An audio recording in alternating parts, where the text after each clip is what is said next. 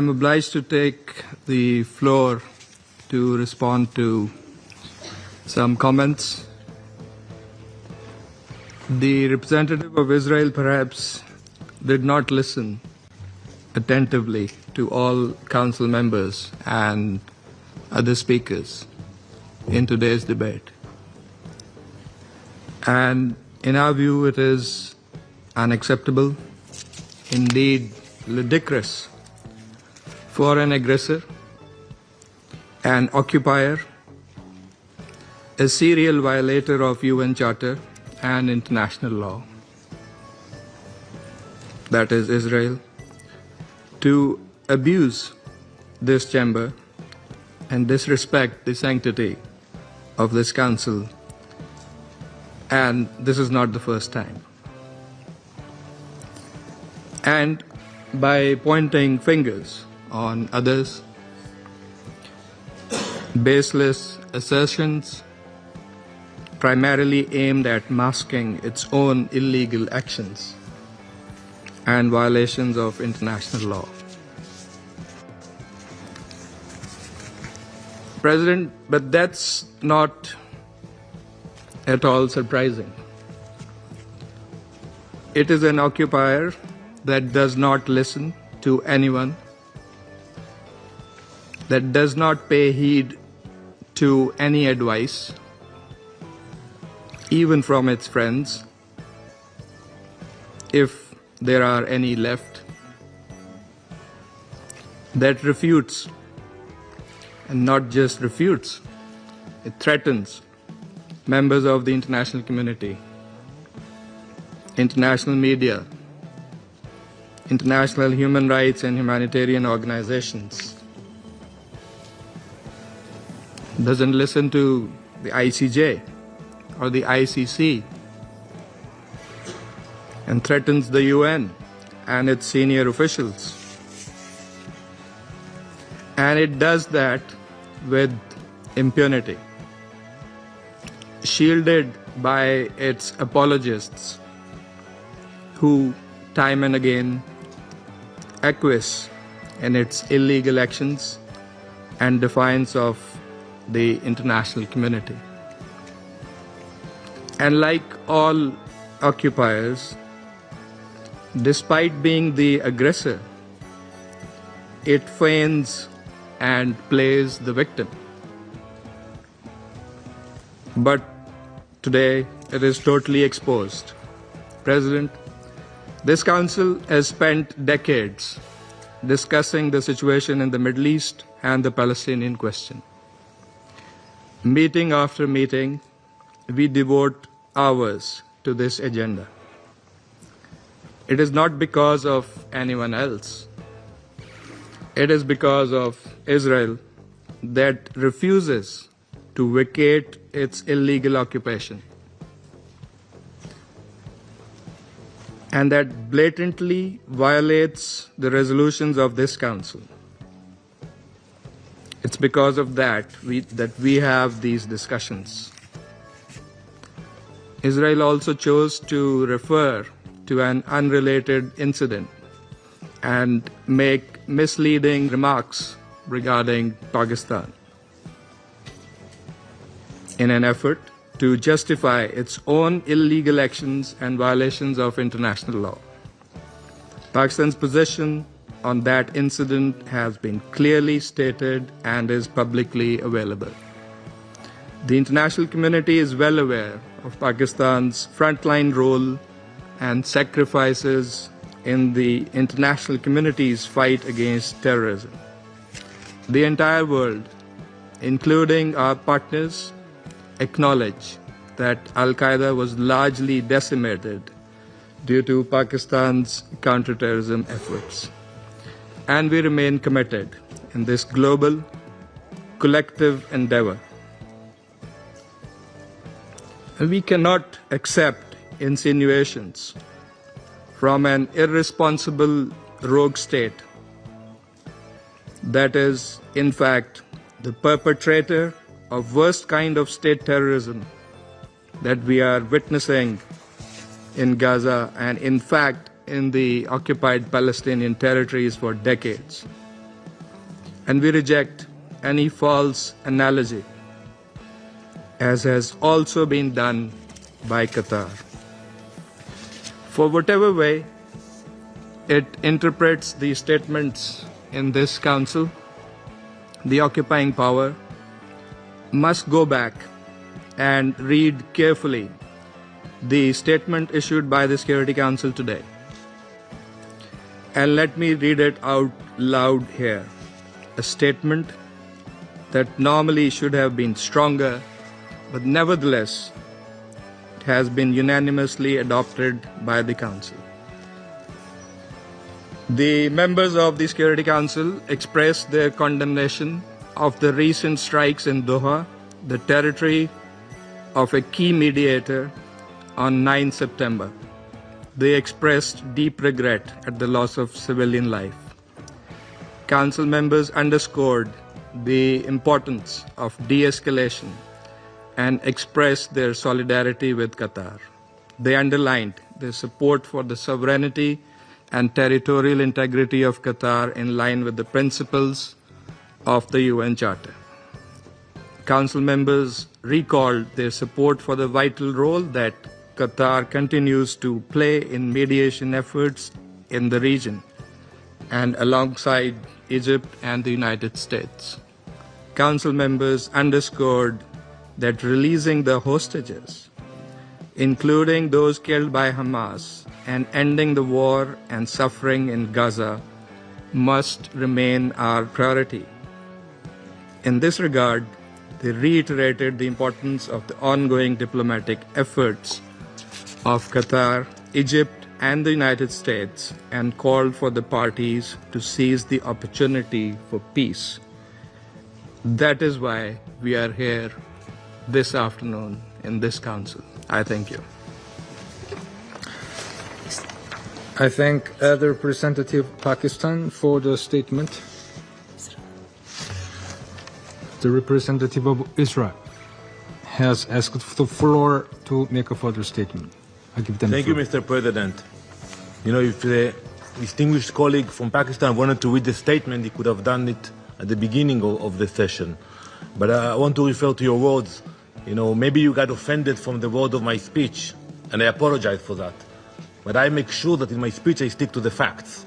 And the fact is that Osama bin Laden was killed in Pakistan.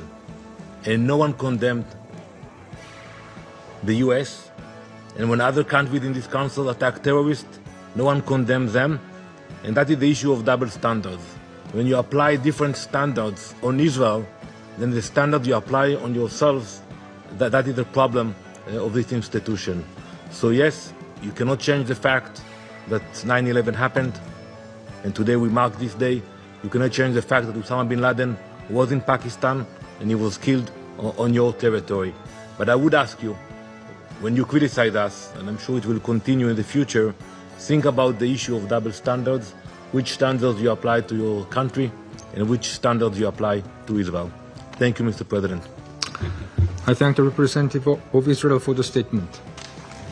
I now give the floor to those council members who wish to make statements. I give the floor to the representative of Algeria. Thank you, President. At the outset, I would like to thank Under-Secretary General Di Carlo for her briefing. We meet once again in the wake of yet another grave and unlawful act committed by the Israeli authorities, in addition to the endless record of their systematic violations of international law. Israel behaves as if law does not exist, as if borders are illusions, as if sovereignty itself is a dispensable notion, as if the UN Charter is an ephemeral text. Meanwhile, in Gaza, innocent lives are annihilated by the thousands. By the thousands. The world watches helplessly horrific image of destruction, devastation, and human despair. Yet, even that current carnage in Gaza is not enough for the Israeli authorities. In the span of days, Israel has struck Syria, Lebanon, Yemen, and now a renowned peace broker, the state of Qatar. This is not strength, it is recklessness. It is a sign of madness. It is the conduct of an extremist government unborn by immunity, by impunity. A government dragging the region and the whole world toward the abyss. Mr. President, Algeria strongly condemns and denounces the cowardly Israeli aggression that targeted the Qatari capital, Doha. We express our full solidarity with the brotherly state and people of Qatar. The recent attack in Doha is more than a violation of sovereignty of a UN member. It is an affront to diplomacy itself. It targeted a commended mediator working tirelessly to end the bloodshed in Gaza. It is irrefutable proof that the Israeli occupying power does not seek peace, does not seek peace, does not seek the release of hostages, does not seek the end of hostilities, but thrive on war. President, Israel persists in relying solely on the arrogance of brutality, mistaking oppression for power and coercion for security. Yet, history taught us that the path of domination yields neither peace nor stability. Violence brings violence. Impunity breeds war. Silence in the international community and of this very Security Council fuels chaos. And yet, this very council remains constrained, unable even to name the aggressor, to qualify aggression as a violation of international law. Mr. President, when will the international community awaken to its responsibilities? When will it deter the occupier? when will it halt the crimes and curb this reckless escalation threatening the entire region? The region, and indeed the world, demand meaningful action. Action to end aggression.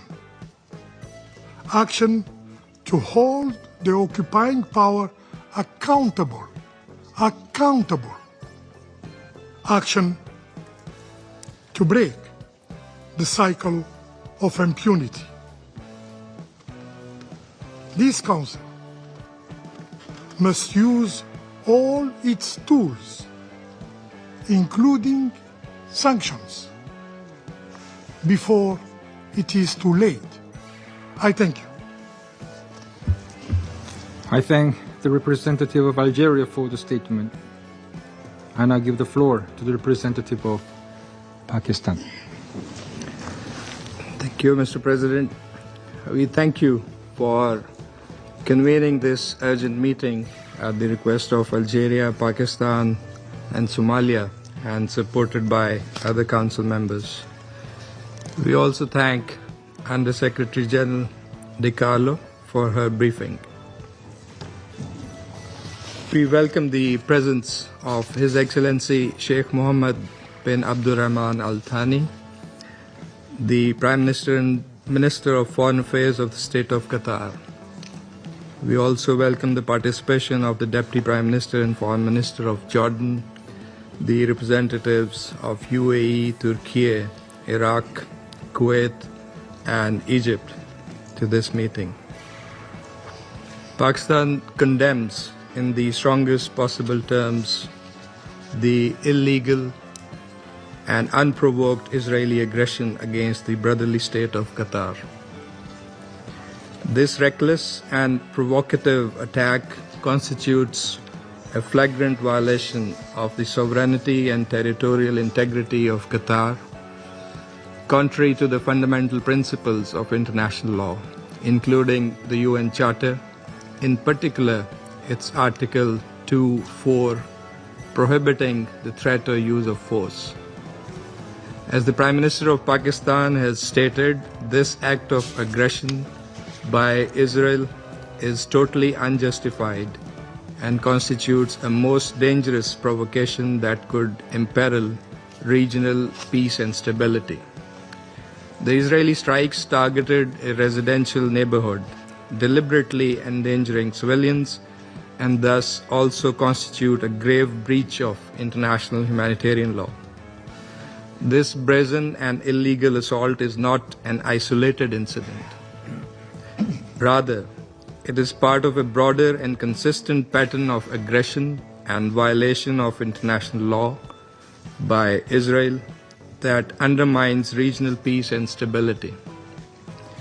Pakistan expresses its complete solidarity with the government and people of Qatar and fully supports their inalienable right to take all necessary measures in accordance with the UN Charter to defend their sovereignty, territorial integrity, and the safety of all persons within their territory. In a gesture of solidarity and regional unity, the Prime Minister of Pakistan, His Excellency Mohammad Shehbaz Sharif, accompanied by a high-level delegation, including the Deputy Prime Minister and Foreign Minister of Pakistan, is visiting Qatar today. The visit underscores Pakistan's unwavering support for the security and sovereignty of Qatar and its commitment to peace and stability in the Middle East. Mr. President, this irresponsible action by Israel is yet another manifestation of its systematic disregard for international law and its brazen policy of destabilizing the region. It adds to its long and dubious record of aggression, brutal military actions in Gaza, repeated cross-border strikes in Syria, Lebanon, Iran, and Yemen, all of which amount to violations of the UN Charter and international humanitarian law.